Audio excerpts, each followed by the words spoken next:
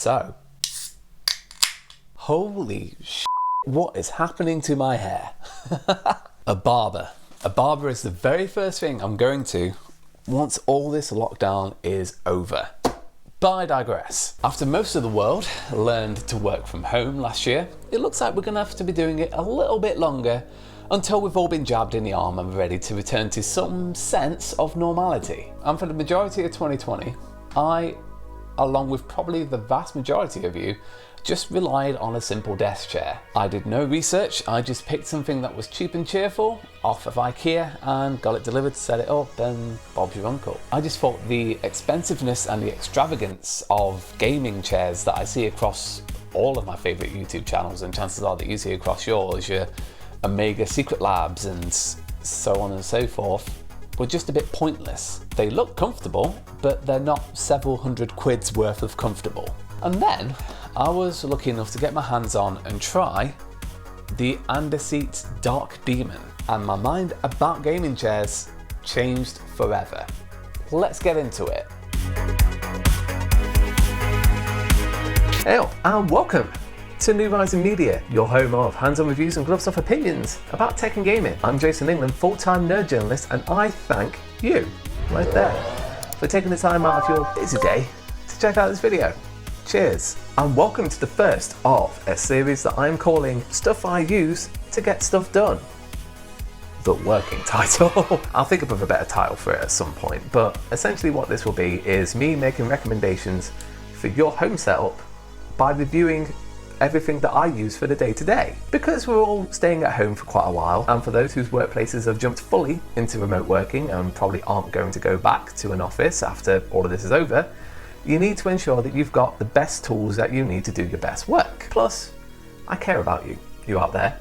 You've been putting up with my videos for the better part of a couple of months, and I thank you for indulging me in this wild experiment of mine. And if there's one piece of advice that somebody who is insanely anxious like me can impart upon other people feeling anxious out there, it's that keeping yourself busy helps. And to do any kind of work, you need the perfect throne to park your posterior. Translation, you need somewhere good to sit your ass down and get shit done. And that is where the £300 Underseat Dark Demon comes in. Now at that price, this is quite a hefty investment, but is it worth it? Let's find out as we start this review with our usual declarations. The Dark Demon, which I'm realising now sounds quite a bit like a sex toy brand, was sent to me by Underseat themselves, and I've been using it over the course of a good couple of months since November 2020. So this will be a long-term review because I believe with any kind of furniture, that first week feels incredible, and the last thing I want to do is give you a misrepresentative picture of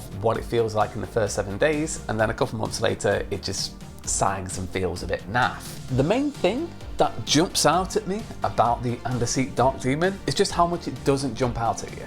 I mean, have you seen the state of the gaming chair market? Most of them have some sort of brightly coloured logo that has to scream, "I'm a gaming chair," right into your face. It's all a bit garish. I wanted something a bit more minimal, something a bit more restrained. Because, I hate to admit it, but I'm 30 now.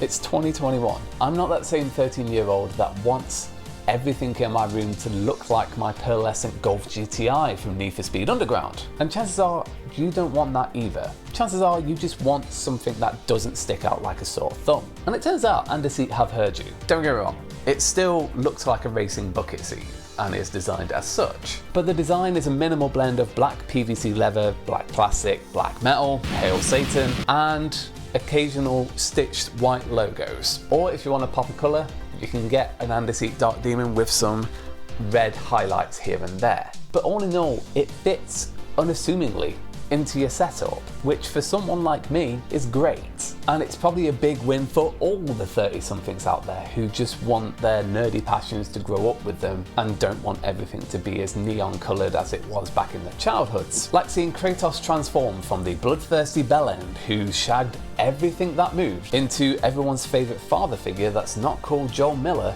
Everybody grows up, and I'm glad that this brand has accommodated that. Good job, good job. Now, for the feels.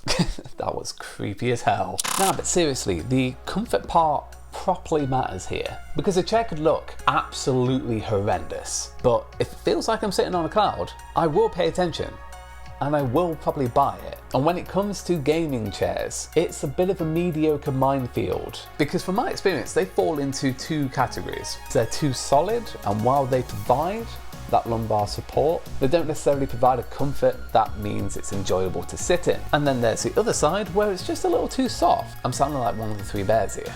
But in this situation, the chair is comfy, it's just too damn soft to actually provide any support or help you sit upright. And I'm happy to say that the Dark Demon manages to ride this balance just right, bar two caveats. Let's start with the specs. You are welcomed by 60 kilograms per cubic meter of foam padding with a top layer of memory foam, so you've got that right balance of something quite spongy for you to park your bum on, but also got the rigidity that doesn't sag over a long period of time. All of this is covered by a PVC leather, which isn't as kinky as you think it is. It's actually a really, really good material to use because it lasts much longer than real leather, and it's far more environmentally and, of course, animal friendly. So, two big thumbs up there. But being brutally honest, and I'm not counting this as a caveat because it's entirely personal opinion here, I've never been the biggest fan of leather seats.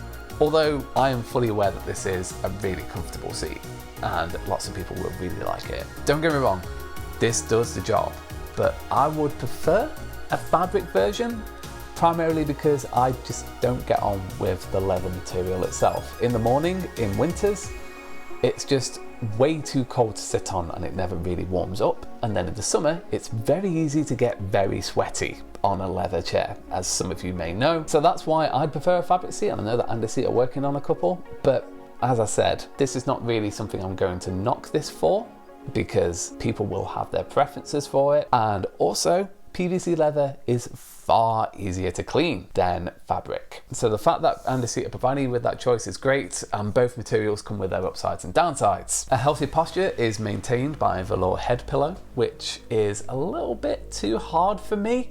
I would prefer it to be like my pillows on my bed, where I just sink into them, especially for something like my head. I know that everything else has to have like good mix of solidity and also sponginess, but you want something like this to be very light on the head. You also get a back cushion to support your spine, and then you've got two really good armrests that adjust by going either up or down, forward or back, or side to side. So plenty of customization options for you to get it just right for yourself. I've indeed found a really good posture for myself, which involves using the armrest to really take the pressure off my forearms while I'm typing, and it makes the longer stints of writing features for laptop a whole lot more of a comfortable experience than normal. And here is the main caveat that will influence your purchasing decision of the Andy Seat Dark Demon. I'm an average height. I'm not a tall boy, but I'm not a small boy either. I'm just bang in the middle. With my height and a little bit of cushion adjustment and chair moving around, I fit into this great. My girlfriend, on the other hand, yes, I do actually have a partner. No, I have no idea how I managed it either.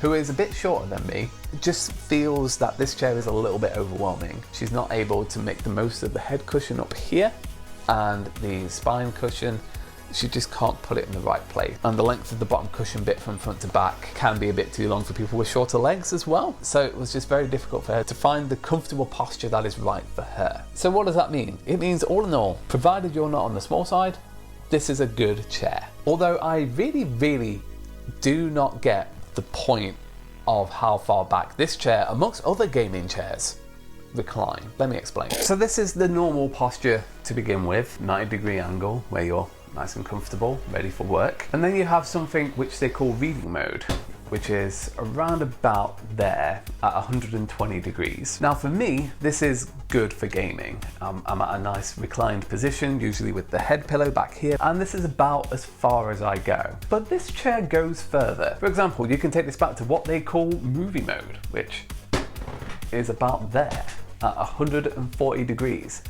Now, I don't know about you, but first of all, if I do that, you can see so many chins happening. Lockdown has done so well for my figure. Thanks for asking. But primarily, this is a really uncomfortable way to watch a film, down your nose towards the screen. But in classic PewDiePie fashion, you can lay this chair out completely flat into what they call a sleeping mode. Can you do this? I mean, what's the point? I mean, it's cool to look at my ceiling in a whole new way, but the lumbar support pillow digs into your back, and who the hell deliberately sleeps on a desk chair anyway? It's weird. So chances are you will recline your desk chair completely flat, have a chuckle about it, and then never do it again. Let's wrap this up. Is it any good? And does it fit ideally in my setup? And will it fit in yours? Because you see, at a time like this, your chair has to do much more than just be a desk chair. It's easy to be overwhelmed at a time like this, and when you don't have your own space, you need to find a way to make it yourself. And if you are living on your own at the moment throughout this pandemic, my heart goes out to you, and you need to create a place that at least helps makes the days go just that little bit better for you. And for that, you need a decent setup that is good for work and for play. That is the interesting challenge that gaming chairs and desk chair makers in general have at the moment. Because I bet if we were to take a trip back in time and see what kind of desk chair you were sat at if you had an office job, chances are you were perfectly fine sitting on that chair in the office, but you would absolutely not want to sit on that chair when you got home. So can we bridge that gap here? I personally feel that the Underseat Dark Demon accomplishes that quite handily. From the word go, when I'm sat upright and I need my forearms at the right level so that I can type an average of 5,000 words a day, to the meetings that I'm in on a daily basis, and when I get to put down my tools, I can then recline, pick up my controller and play games into the evening as well. Now I know the big issue here, 300 quid, it's quite steep, I fully appreciate that. And if it is out of your price range, then there are many great cheaper options out there. But something like a desk chair is a long-term investment, much like a mattress, in you, your health, and ensuring you stay as comfortable as possible while sat in front of a computer screen for long periods of time, like I am, like so many of you are. The premium build of this will last you a good long while, and the vast degrees of customization mean it's more than capable of fitting quite nicely into how you do things. And it doesn't look like some multicolored, overly logoed monstrosity that a 12-year-old with a poster from Max Power magazine on his wall would love. If you're a bit too young for that one, ask your parents. It's an excellent seat if you're of a medium or tall height and you're okay with leather. It looks good, it feels good, and it lasts a while. That's what she said. Okay, that is gonna do it. Just to let you know, there will be a plant in this at some point. It's a lovely little Valentine's present that the missus bought me. But I digress. Thank you so very much for watching this video. It means the world that you would come to check this out. Are you on the lookout for a gaming chair? What do you think to Underseat's option? Go ahead and let me know in the comments. And as always, likes if you enjoyed the video, subs if you loved it, and I will see you in the next one. Take care.